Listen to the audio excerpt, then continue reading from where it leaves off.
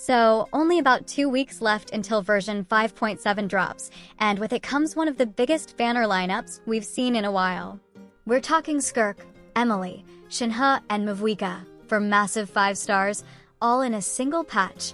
Whether you're saving up or planning to go all in on one of them, one thing is clear, you're going to need a lot of Primogems. In this video, we're going to break down exactly how many Primogems you can realistically get in version 5.7. We'll go over the sources, the expected events, and what you can expect to walk away with if you're a free-to-play player, a Welkin user, or even a Battle Pass enjoyer. And yeah, spoiler alert, it's once again not looking amazing for F2P players. But let's go through the full math together, and you'll see what I mean. Version 5.7 is officially scheduled to run from June 18th to July 30th, which means we're looking at a full 42 days of content, events, and of course, Primogem opportunities. And as always, the backbone of your Primogem income will be the daily commissions. Doing these simple tasks each day will reward you with 60 Primogems that add up to a solid total of 2,520 Primogems. On top of that, we're getting new quests in version 5.7. You can expect around 340 Primogems in total from this content. Now let's talk about Spiral Abyss. As always, it resets once per month, but in this version, we're only getting one reset within the 5.7 window. That means if you clear all 12 floors, you'll be able to claim 800 Primogems. We also have another reset coming from the Imaginarium Theater. Just like Spiral Abyss, you can get 800 Primogems from clearing it entirely. So that's another chunk of premium currency added to your total, if you're able to complete it. Lastly, we shouldn't forget the smaller sources of Primogems' new achievements. These are usually added when new content drops or when new gameplay mechanics are introduced, and while they don't offer huge amounts, they're still worth mentioning.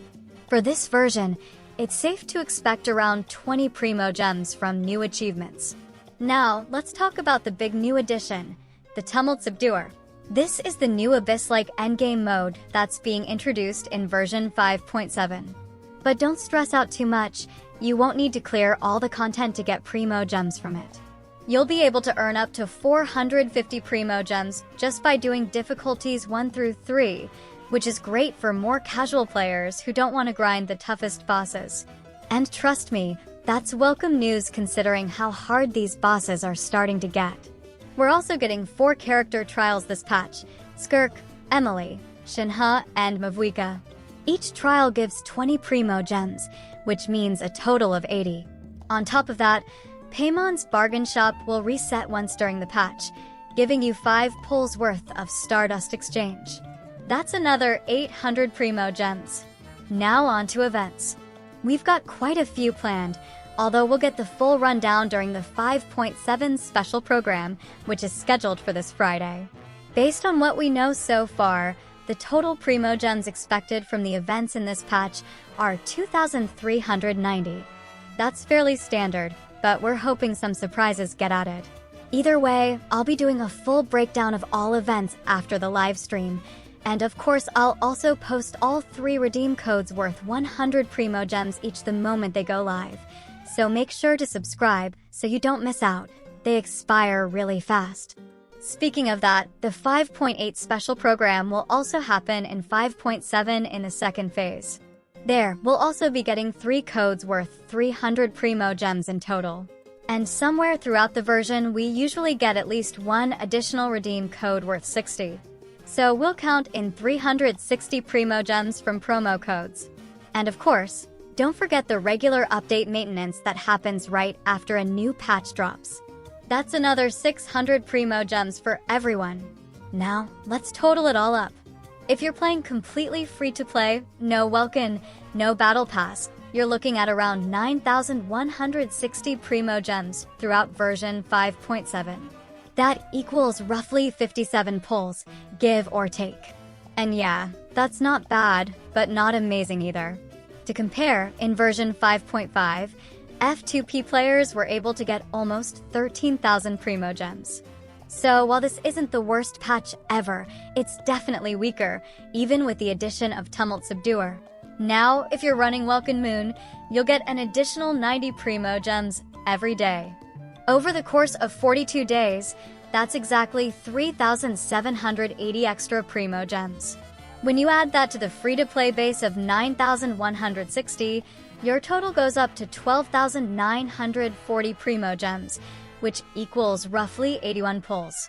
And if you're also buying the Battle Pass on top of that, you get another 1,320 Primogems, bringing your new total up to 14,260 Primogems, about 89 pulls in total for the version.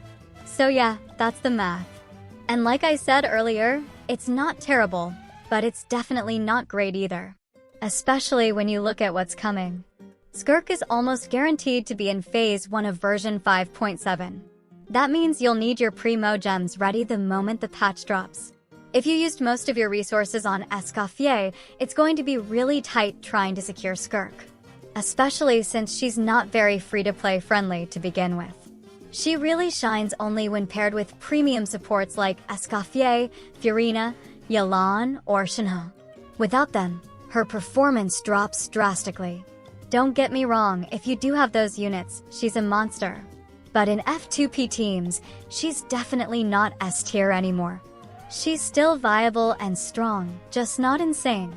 And if you're planning to go for both Skirk and Mavuika, or for Emilie and Shenhe, this version will stretch your resources to the limit.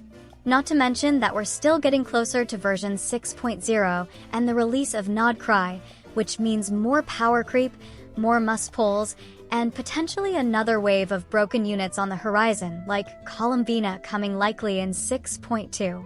Honestly, I thought we'd get more Primogems this time around, especially with Tumult Subduer being introduced as a brand new endgame mode. But the total number of Primogems is still far from the level we had during earlier patches with region expansions.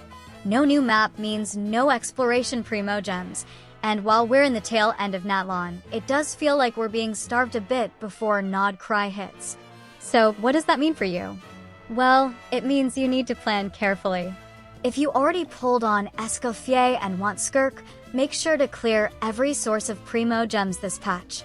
If you're aiming for Emilie or Shenhe in Phase 2, maybe hold off and skip Phase 1 entirely. Mavuika is probably the safest choice in terms of raw value. She's powerful, consistent, and doesn't require a ton of premium supports to get good results. But again, that's just my opinion. As always, pull for who you love. But if you're trying to be as efficient as possible with your pulls and are focused on meta, these numbers matter. Let me know in the comments how many Primogems you currently have saved up and who you're pulling for in 5.7. Thanks for watching and best of luck with your pulls. I'll see you all again after the special program with a full event and banner breakdown and all the new promo codes. Don't miss it.